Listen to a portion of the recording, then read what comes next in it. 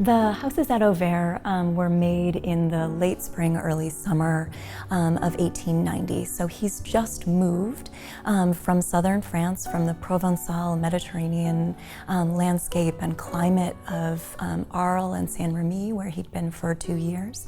And he's moved to just north of Paris to Auvers-sur-Oise.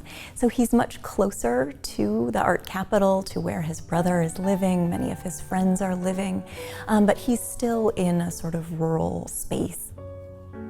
He's really taking in his brand new surroundings and creating this sense of, at least for me, this sense of the extraordinary lushness of the greenery, the sort of movement and energy of these beautiful foliage and the surroundings. You get a sense of that atmosphere and really realizing that it's new to him in that moment.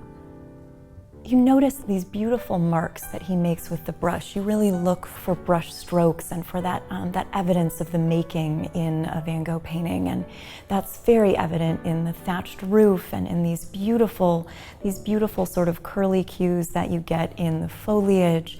You really look for the thickness of that mark making. It's sort of a graphic way of handling paint. You can really imagine him with his brush making these marks, which is very satisfying to look at.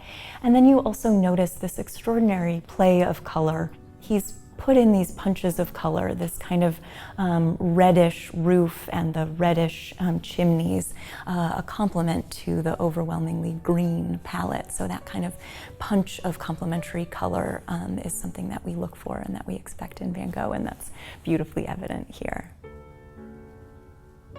And he's living and working very nearby to Dr. Paul Gachet, who was a physician and also an artist and art collector himself, and who'd worked with other artists. Other artists had painted in this village.